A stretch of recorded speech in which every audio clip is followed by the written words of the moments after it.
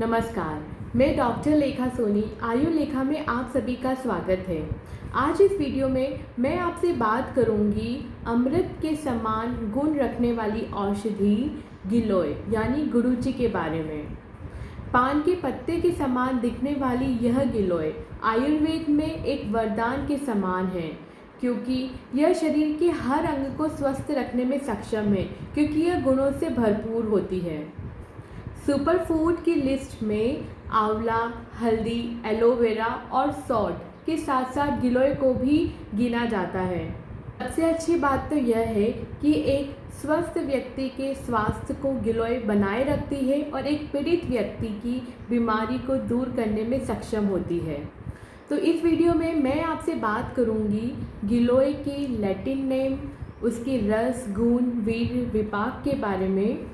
Corona जैसी महामारी में गिलोय किस तरह से और क्यों लेना चाहिए, आयुर्वेद टेक्स्ट में गिलोय के बारे में क्या बताया गया है, गिलोय को किस फॉर्म में लिया जा सकता है, कितनी मात्रा में लिया जा सकता है और किन लोगों को गिलोय का सेवन नहीं करना चाहिए। गिलोय का जो लैटिन नेम है वो टीनोस्पोरा कार्डिफोलिया है। कार्डिफोलिया डिनोट करता है कि गिलोय की हार्ट शेप लीफ होती है। गुणों की बात करें तो यह स्निग्ध और गुरु होती है। रस की बात करें तो बहुत ज़्यादा तिक्त और कषाय, बिटर एंड एस्ट्रिंजेंट टेस्ट की होती है। वीर्य इसका उष्ण होता है और विपाक मधुर होता है। तो अब हम बात करते हैं कि कैसे गिलोय कोरोना जैसी महामारी में बहुत ज़्यादा इम्पॉर्टेंट रोल प्ले करती है। आज हम सबके मन में एक यही विचार आता है कि हमारी फैमिली और हम कोरोना जैसी महामारी से बच सकें। तो क्या ये रियली पॉसिबल है? अगर आप गिलोय को अपनी डेली रूटीन के अंदर इन्वॉल्व करते हैं तो यस, इट इज़ पॉसिबल। गिलोय एक बहुत अच्छी इम्यूनोमॉड्यूलेटर ड्रग है, यानी कि शरीर की जो रोग प्रतिरोधक क्षमता है, यानी कि जो इम्यूनिटी है, उसको बूस्ट करती है और कई सारी बीमारियों से बचाती है। गुडुचि एक बहुत अच्छा एंटीऑक्सीडेंट है, यानी कि हमारे शरीर के अंदर जितने भी टॉक्सिन्स बनते हैं उन टॉक्सिन्स को शरीर से बाहर निकालती है। और इसी के साथ गुडुचि रसायन भी है और इसीलिए आयुर्वेद में इसको रसायनी भी कहा जाता है। आयुर्वेद में रसायन उन सभी औषधियों को कहा गया है जो आयु की रक्षा करती है, जो लाइफ स्पैन को बढ़ाती है। गुजरात के आयुर्वेद विश्वविद्यालय के अंदर लाइफ स्पैन को बढ़ाने वाली विधियों पर रिसर्च की गई, जिसके अंदर मधुमक्खियों को 30 दिन तक गिलोय पाउडर दिया गया और फिर जब रिजल्ट आया तो हैरान करने वाला था। मधुमक्खियों का जो लाइफ स्पैन था वो 30 डेज से एक्सटेंड होकर 85 डेज हो गया। आज हम सबको यह पता है कि कोरोना की जो सिम्टम्स हैं वो हाई ग्रेड फीवर से शुरू होते हैं। तो ऐसे में जो गिलोय है वो बहुत अच्छा एंटीपायरेटिक है, जिसका अर्थ होता है फीवर को कम करना, और चाहे वह फीवर मलेरिया का हो या फिर डेंगू का हो या फिर कोरोना का हो। इंडिया में जब डेंगू फीवर बहुत ज़्यादा बढ़ रहा था तब गिलोय एवं जो पपीते हैं उसके पत्तों का प्रयोग प्लेटलेट्स लेवल को बढ़ाने के लिए और ज्वर को ख़त्म करने के लिए किया गया था। और इसी प्रॉपर्टी के कारण आयुर्वेद में गिलोय को ज्वर नाशिनी भी कहा गया है। कोरोना का जो दूसरा मेन सिम्टम है वह है कफ, यानी कि खांसी होना, और गिलोय खांसी को दूर करती है। आज हम सब कोरोना को लेकर जितने चिंतित हैं उतने ही एक नए डेडली फंगस म्यूकोरमाइकोसिस को लेकर बहुत ज़्यादा डरे हुए हैं। ऐसे कोरोना पेशेंट्स जो डायबिटिक हैं को म्यूकोरमाइकोसिस जैसे पोस्ट कोविड कॉम्प्लिकेशंस होने के चांसेस बढ़ जाते हैं।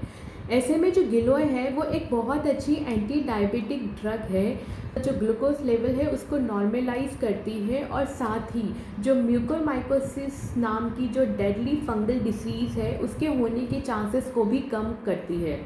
कोरोना का सही समय पर उपचार एवं आयुर्वेदा पद्धति के अनुसार उपचार स्टेरॉइड के लेने की आवश्यकता को कम कर सकता है, और साथ ही में ऐसे कोरोना पेशेंट जिनको ऑलरेडी डायबिटीज़ है उनकी जो शुगर लेवल है उसको नॉर्मलाइज करने में गिलोय एक बहुत अच्छी औषधि सिद्ध हो सकती है।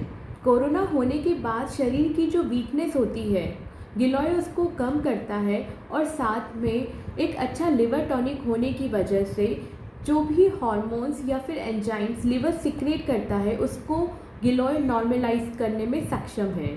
सबसे सस्ती औषधि होने के साथ साथ गुणों में भरपूर होने की वजह से इंडिया के हर घर में हर व्यक्ति को इस कोरोना जैसी महामारी में इसका प्रयोग करना चाहिए। तो इस तरह से हमने यह जाना कि कोरोना काल में गिलोय का सेवन क्यों ज़रूरी है। अब हम आयुर्वेद टेक्स्ट में गिलोय के और कुछ बेनिफिशियल इफ़ेक्ट्स के बारे में चर्चा करते हैं। कुष्ठ यानी कि स्किन डिसीजेस, वातरक्त मीन्स गाउट जैसी डिसीज़ के अंदर गिलोय का जो तेल होता है वो बहुत ज़्यादा बेनिफिशियल होता है।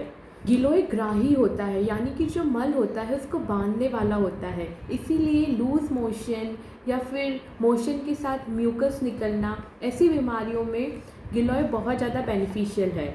ऐसे लोग जिनमें खून की कमी है और उसी की वजह से बहुत ज़्यादा वीक है, गिलोय का सेवन करने से उनकी वीकनेस और खून की मात्रा बढ़ती। बहुत ज़्यादा प्यास लगना, भूख ना लगना और एसिडिटी जैसी बीमारियों में भी गिलोय बहुत ज़्यादा बेनिफिशियल होता है।